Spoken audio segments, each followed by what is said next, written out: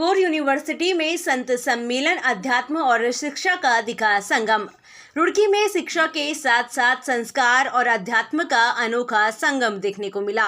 Core university में आयोजित सनातन मंथन संत सम्मेलन ने युवाओं को जीवन के मूल्यों और भारतीय संस्कृति से जुड़ने का संदेश दिया।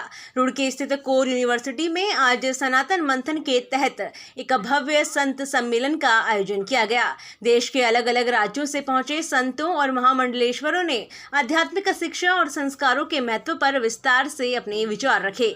कार्यक्रम की अध्यक्षता निरंजनी अखाड़े के महासचिव महामंडलेश्वर राम रतन गिरिराज महाराज ने की। सम्मेलन में संतों ने युवाओं को आधुनिक शिक्षा के साथ साथ संस्कारों को अपनाने की प्रेरणा दी। निरंजनी अखाड़ा के महामंडलेश्वर स्वामी मोहानंद जी महाराज ने कहा कि माता पिता का सम्मान और आशीर्वाद जीवन की सफलता की कुंजी है। उन्होंने आयुर्वेद अपनाने और पश्चिमी संस्कृति से दूर रहने की सलाह दी।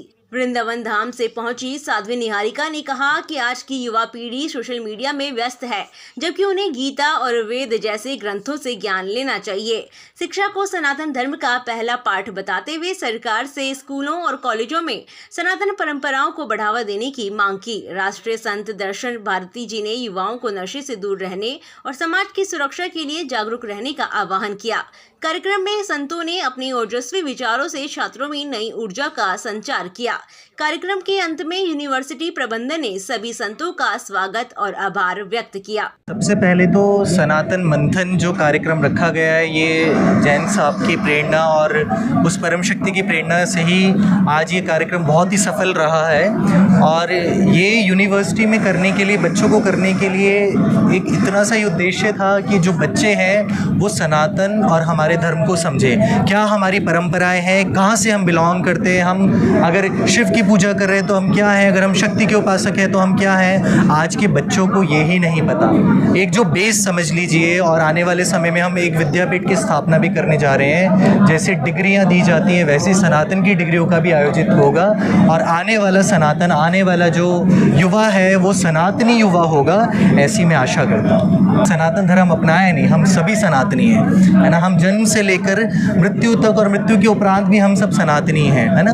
तो MBA करा है, ये बिल्कुल सही बात है। और MBA के जिस समय मैं MBA कर रहा था उस समय भी मैं अध्यात्मता को पढ़ रहा था, पर मुझे लगा कि क्या जीवन में बदलाव ला सकता है। मैंने कहा ना कि हमारे जो लाइफ के बग्स हैं उन्हें कौन फिक्स करेगा? उन्हें फिक्स करेगा सनातन धर्म, है ना।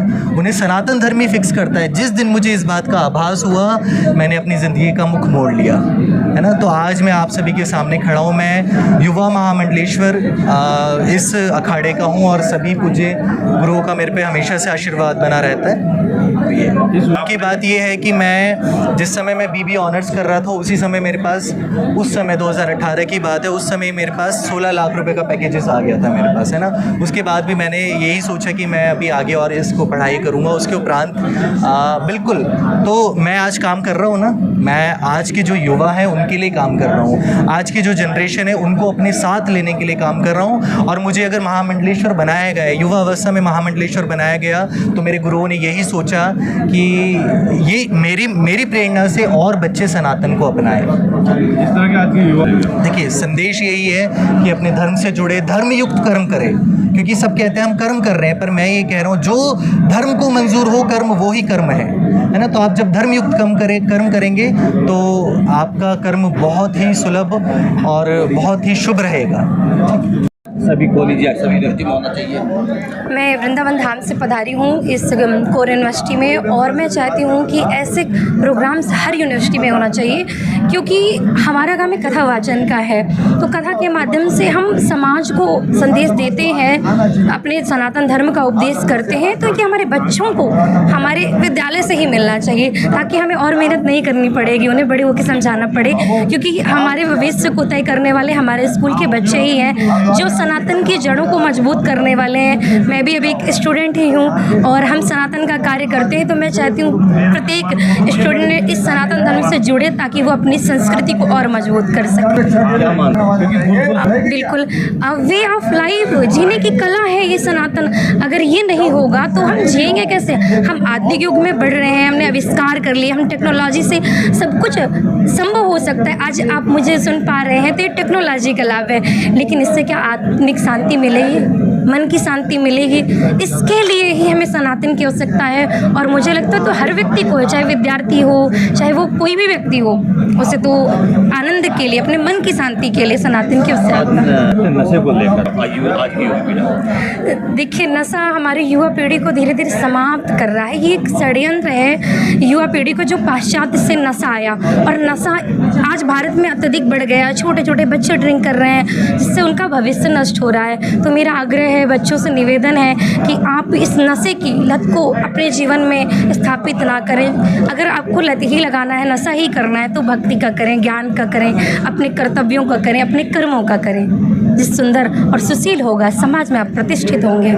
बहुत समय से एक मन में अगर कहें दुविधा, जो आज का युवा है उसको संस्कार का बहुत बड़ा अभाव, और संस्कार देने के लिए हमारी साधु समाज वही वो जो है उनको आशीर्वाद भी दे और संस्कार भी दे, इसी भावनाओं के साथ आज ये कार्यक्रम किया।